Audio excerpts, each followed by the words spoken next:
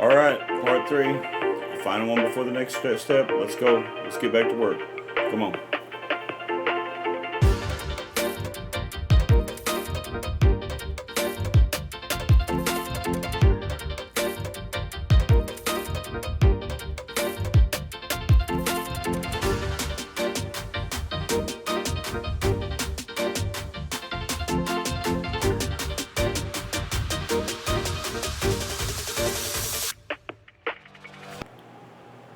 Hi, my name is Daryl Phillips. This is a bipolar perspective presented to you by Noir Apologia Gaming, and we've been talking about cleaning your house, and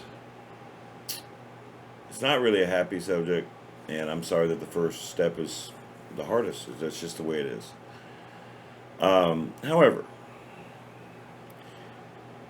there is a real purpose to this. You know, there really is.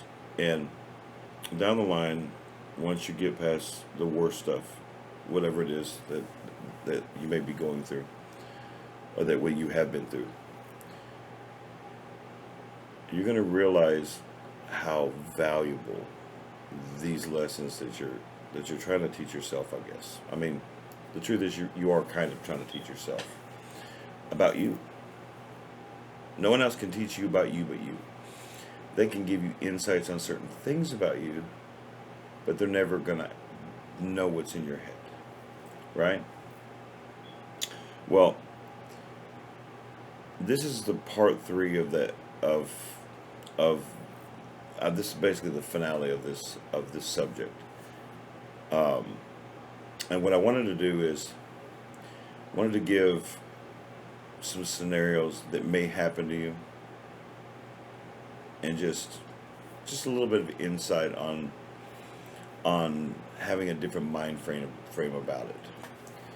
And the first one is, you may lose friends along the way because of this. Because, well, you may have lost friends already because of if you've done bad things and stuff. But you may lose friends along the way because there's going to come a point where you're going to reach a point where you're ready to take the next step, where you're ready to have positive things around you. And maybe you have a bunch of negative people around you, and maybe they've been friends with you for years. You have to ask yourself this question: is it worth it to have another human being around you, and I don't care if they're family or not, that makes you feel terrible about yourself? Now, I'm not going to sit there and say family doesn't matter, but family doesn't matter. Family is about the people. Your family is the people that are supporting you. That's your family, with all due respect. That whole, I've never fallen, and part of this is probably because, you know, I have a different perspective about family. That's all. For my past, probably. However, that whole thing of blood is thicker than water. Oh, please. If you're my brother or you're my sister, and I see you commit a murder, I'm not falling for you. That I promise you. Nope. Call me a snitch all you want to. I'm not helping you. I'm not helping you commit a crime. I'm not going to help you progress your life any further into hell, basically, into your own hell. I'm not going to help you with that, because then I will have problems because of that, because I will have helped you. Now, I say use murder, but you understand what I'm saying, right? Like, for my own life, one of the things that I had to do is to take a step. And in fact, it was after I had almost died. So it was early 2014. I had this realization, because I told you I had a backslide. Oh, I'll get to that in a second. But I had a backslide. Basically, I fell 4 or 5 steps back. Started having benders again. I took something just wrongly, okay, and it almost destroyed me again. And then I almost died, And then I made a realization that, you know what? I cannot be around any human being that's going to prevent me from progress, because I was tired of not knowing who I was. And if you aren't going to help me with that, what use are you to me? I can go over to your house and we hang out and stuff, and that's fine. But when it starts to be like, where this actually goes into what I was just about to, I was going to tell you that another pitfall about this is you will, there are going to, you're not going to go, it's not just going to be forward, forward, forward, forward. It's just not.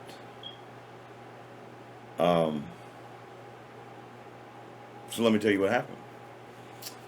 I'm not, I'm going to tell you this up front. I'm not trying to call out my family. Okay? But I'm sorry. I don't know how to give you another example. You let me know if you have an example. I give it to people. But basically in 2011, we decided to leave this area. In fact, it was the same apartment complex with this creek. I love this place. We should have never left. And we went to Watauga, and in my head I thought, oh, my family will finally see that I'm changing. Bad perspective. You know, do you realize that you can change all you want to? It's their choice to see it or not. You're forgetting about that. I was forgetting about that part.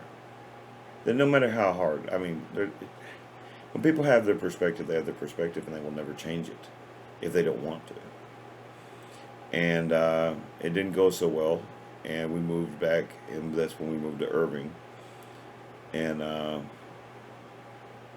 Irving was terrible. What a terrible, terrible time. I mean, like 4 years in a row, like literally, this is what happened. My significant other gets assaulted at her job. I won't tell you what her job is, but she gets assaulted at her job, doing her job, and being a hero, by the way, and protecting someone else who that person was after. Okay. Very next year, I turned myself in because of what I had done, and I went up to Minnesota, and while I was in jail, she gets hit by a truck on her birthday. I'm like, I cannot make that up. That was 2012. On her birthday. Very next year, I almost die. The very next year, her daughter almost dies. This all happened in Irving. It was hell. And yeah, I drank a lot. I did. I'm not even gonna front on that. And I had this little technique, and I'm just outright telling you. And to all the counselors, I'm not giving this as advice. I'm just telling you what I did. I induced blackouts all the time, purposely, because it was the only way that I could deal with the really bad stuff. Because it was so painful. Because I knew I was going to have a blackout anyway. So I needed to eat. I don't know. In my mind, it just felt better. Not good. Not good at all. And I would do that. And it was terrible. But I realized in 2014 that the biggest problem with me was it wasn't family. That we wasn't family so much. That's what I mean. I'm not trying to attack my family or anyone else's family. What I'm trying to tell you is this. If you are a person that is trying to help another person, like your family member trying to help another family member, I need you to listen to me, please. Stop acting like if they don't take advice from you, that they don't want to change. You ever consider the possibility your advice isn't good for them? It's an individual thing. That's why. That's why. That's why. While this is a step situation, like I haven't given you steps. Have you noticed how I haven't given you details? Do you know why? Because maybe what worked for me doesn't work for you. I have to talk to you. I would have to talk to you. We would have to talk together, and I would have to analyze the situation because I'm really good at reading people. I really am. I don't know. I just think. But seriously, that's why I don't do that, right? And it's the same way as I've even taught the Bible this way. It's just it's an individual thing. Like I can tell you, hey, don't drink ever. Yeah, you shouldn't. But I'm also going to tell you, if you already drink, you're not stopping. Just their families and friends who are trying to get their family member to stop drinking, stop it. They are not. When they're ready to stop, they will stop, and they will do whatever it takes to stop. You pressing them? I'm going to tell you now. Do you know where I learned this from, by the way? I learned this from my significant other. The way she treated me was perfect. She allowed me to make my mistakes. Allow someone to make their mistakes, man. It doesn't mean they're going all the way back to hell. What it means is that they're still working on it. Let them try to climb back again. And if they do fall too far, yeah, probably time to change tact or do something else with it because you don't want them to go all the way back. However, stop trying to force your position on someone else. It's wrong. Not even, I know atheists would probably disagree with this, but not even God does that. God doesn't go around going, believe in me now. No. And you're definitely not my Lord. Sorry. I'm just saying to you that's a big pitfall that people fall into. And it's common. It really is. And do you know what happened right after that? You're going to appreciate this part because this is the whole part. See, when I made that realization that I couldn't be around my family, because me and my significant other, we were fighting every day just about. And getting an argument about stupid stuff too, because I was getting out of control again. She was afraid of what she was afraid of. She was having her own little PTSD stuff with the truck stuff, being hit by a truck, and the assault stuff. You know, there's a period of time where you couldn't even come up from behind her, and then have a freaking anxiety attack because she was assaulted. And there's a period of time she couldn't walk at nighttime because of the cars and the lights. It reminded her of that. You know? But check this out. What happened after that? Our relationship got so much better. Oh my God. Oh, and wait for it. Guess what? I started talking to first it was my son's mother. Now my tactic was I was going to go to his mom so she could kind of feel out the situation. I didn't want her to think that I was the same guy. And then eventually I started talking to my son again. And guess what? I pay for his cell phone now. That's right. It happened that year. In 2014.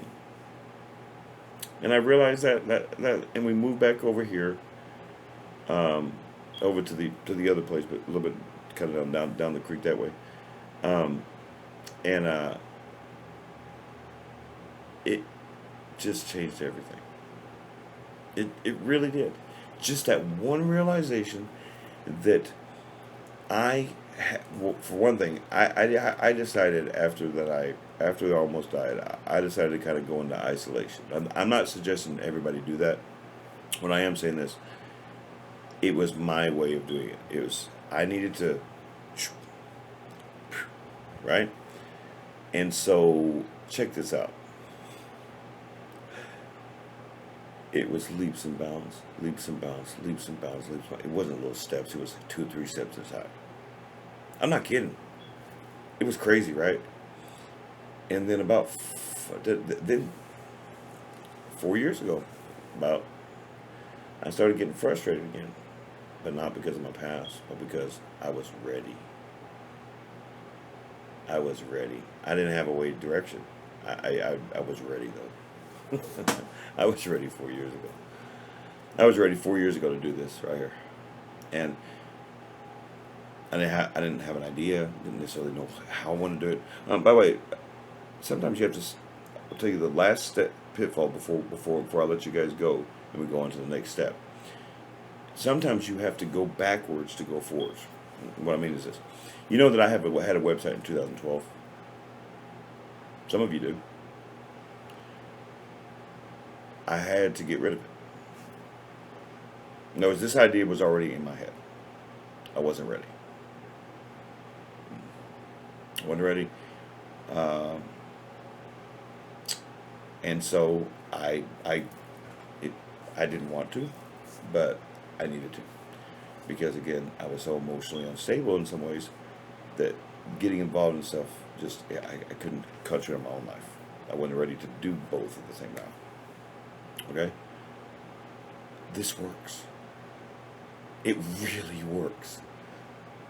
And I want you to know that I want you to be a better person. I want everyone to be a better person. Not just people with problems like I have. I want you to improve your life. To be happy, at peace inside yourself.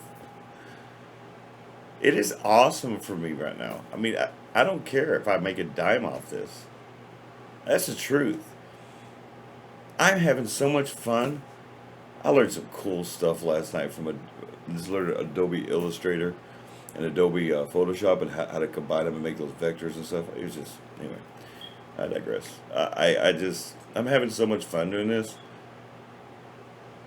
And I was in so much pain 10, 15 years ago. Pain.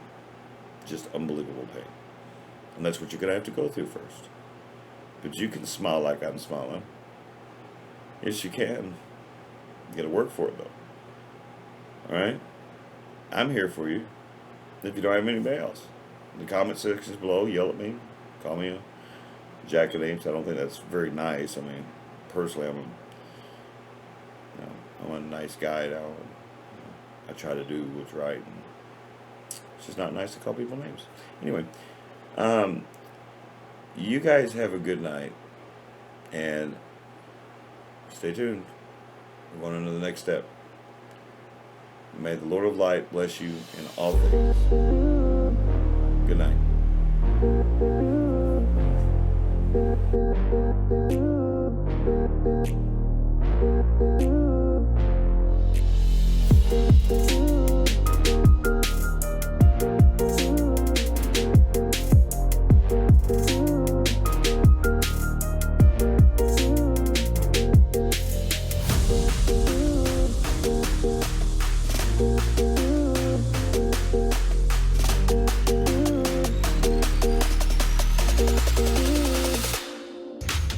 I had bipolar disorder and PTSD, and I was in that position. I was a broken man 15 years ago, and I fixed my life. And everybody talks about changing this world, and so forth and so on, and everybody talks and talks and talks, and they never do anything about it. Well, here I am. I'm going to do something about it. I'm tired of the misconceptions about mental disorder. I'm tired of the directions that some people try to give to people with real problems in life. Really examine your life. Want to without knowledge is ignorance. If you don't know what it's going to take, if you don't know why you're doing things, why you want to change your life, there is no there's no point to it. I want to create desire in you to change your life, especially if you have been abused, if you have been told all your life you're a loser. You should examine why that is. I was a loser. You understand? Like 15 years ago, I really was. You do need advice. You can't have just one set of eyes on your life. You have to have perspective, and you might not want to hear it. Do you think I wanted to hear that I was a loser? I didn't even want to hear it. I didn't want to hear it. That's why I drank so much. Good Lord, I was an alcoholic because of it. I didn't want to deal with life. So check this out. Like, I didn't believe in myself. I hid myself for so long. I don't want other people feeling like that. I know what it feels like to be you. I really do. But you don't have to be.